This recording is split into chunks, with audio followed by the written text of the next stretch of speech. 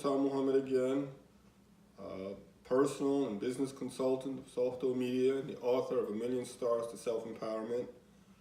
For those of us who have managed to read or reread the introduction of the book, it does discuss my personal history, and a number of questions have emerged as to where is God in all of this. And the reason why that is such a relevant topic is because of the fact that I personally have been studying methods of Quranic memorization, or you may want to say the revelation of the Holy Quran.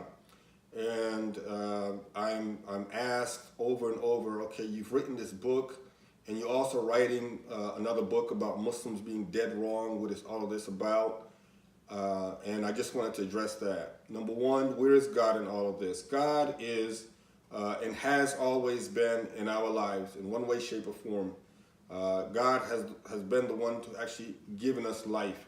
But when he gave us life, he gave it to us as a trust.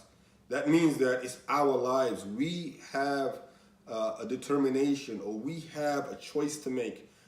How are we going to see to our own success? What is it that we're going to do with what God has given us? So the first question is, where are we? What it is that we are doing to uphold this trust that God has given us. We believe in God, yes, okay, but do we believe in ourselves? Are we doing the right thing by developing ourselves, and how we're developing ourselves? Are we doing so? Are we developing ourselves or empowering ourselves with patience? Are we developing ourselves and empowering ourselves with harmony and through means of peace? If that is the case, then obviously we can definitely see God in it all. We can see him in it. But if it is not the case, then we can never say and try to pass the responsibility on the fact that it's all because of God's fault or anything like that. That's the reason why God is not mentioned per se in this book. It's not a religious book. The book is an empowerment book. It is a philosophical approach. The book is, again, depicting or describing examples from my own personal perspective.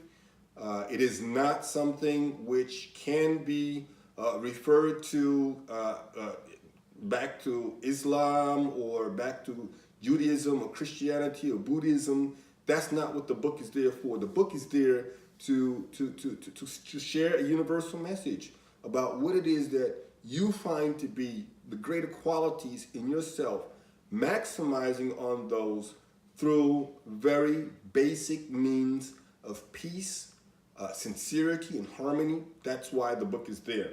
Why did I forfeit all religious titles?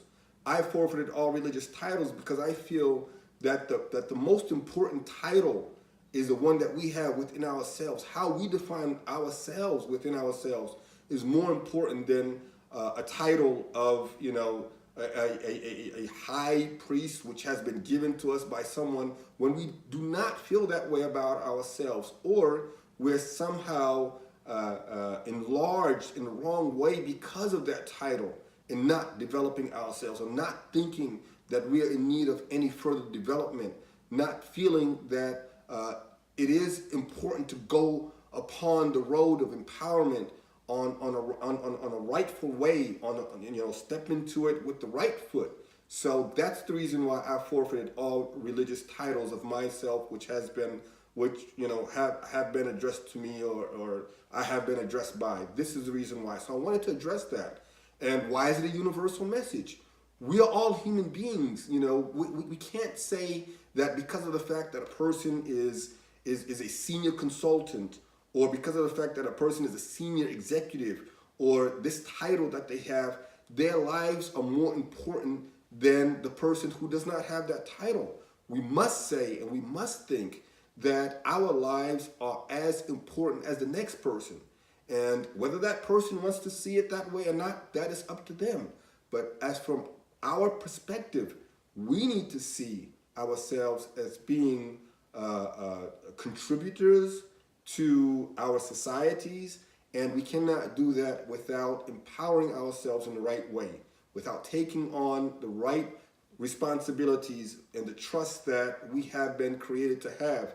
And once we do that, then we can go further and subscribe to whatever kind of way or subscribe, to whatever kind of belief system that we want to, subscribe to. That is the next step. But the first step, again, is looking at ourselves and developing the skills that we have, our personal skills, our soft skills.